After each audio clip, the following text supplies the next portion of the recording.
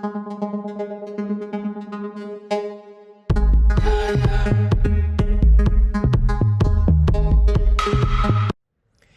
what's up everybody? Welcome back to another episode of Stocks with You. I'm your host Ulysses Herrera, and guys, today we're going to talk about what's going on with Bitcoin and Ethereum, because these are the most important coins that we need to talk about, because these drive the markets. And we have some slightly good news and some news that could be potentially something we really want to pay attention to, guys. So stay tuned for the end of the video so you guys can see everything that we need to talk about.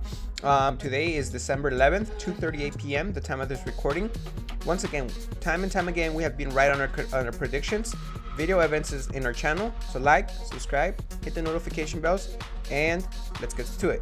So guys, what do I think is going on here with Bitcoin?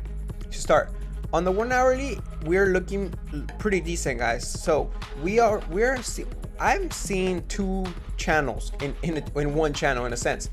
So this is a downward sloping channel.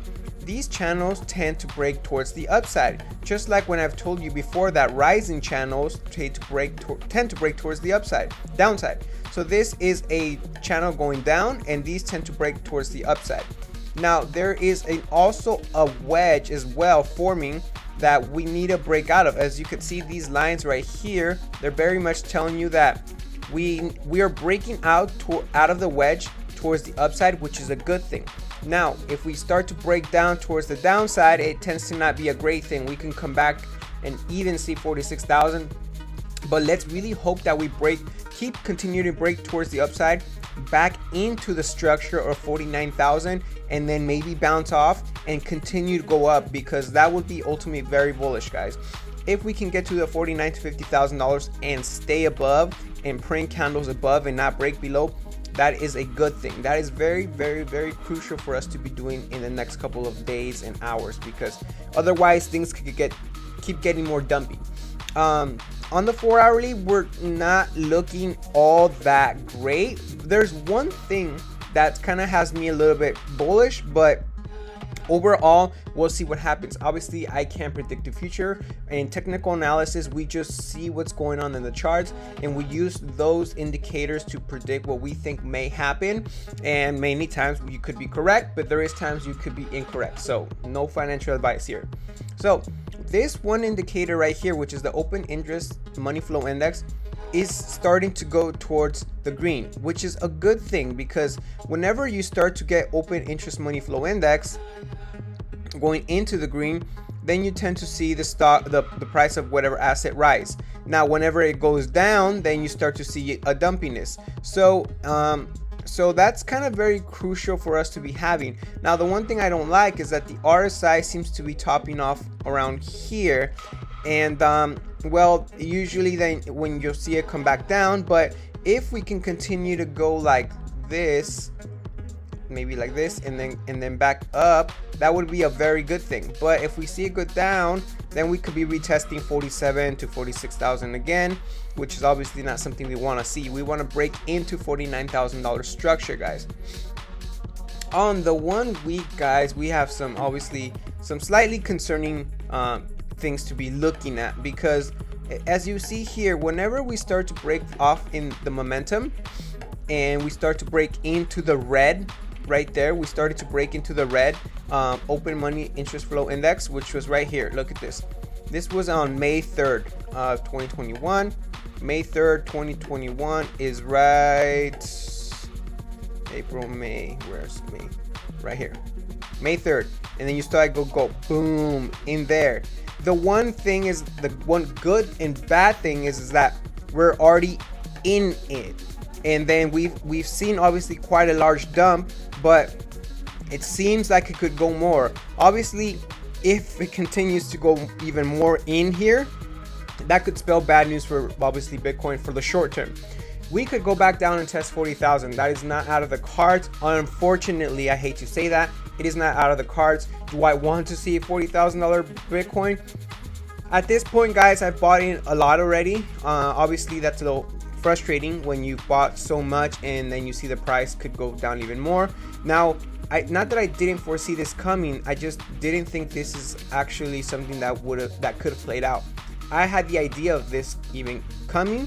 I saw that this could be a potential scenario, and I took my chances thinking that it wasn't gonna happen, and now obviously paying the consequences. I'm down 12% on my new position on Bitcoin, and I'm up, and I cashed out of my other position on Ethereum at close to 9, I think 7 to 8. I was up $10,000 at one point, and I think I cashed out at $7,000 to $8,000, something like that.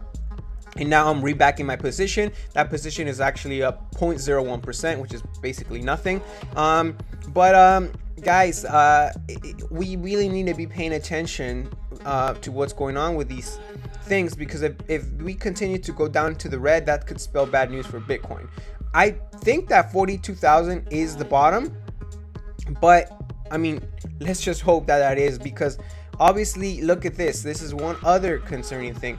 Is that, well, one concerning thing and not concerning, because look, whenever you start to spell into the red momentum on a TTM squeeze, you get that huge dump.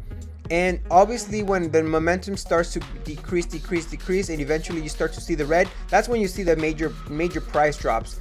But the last time we did have these, we had this negative momentum decline, and then boom, shoot back up again. So we could, best case scenario is that this happens. This right here. This is what we want to happen.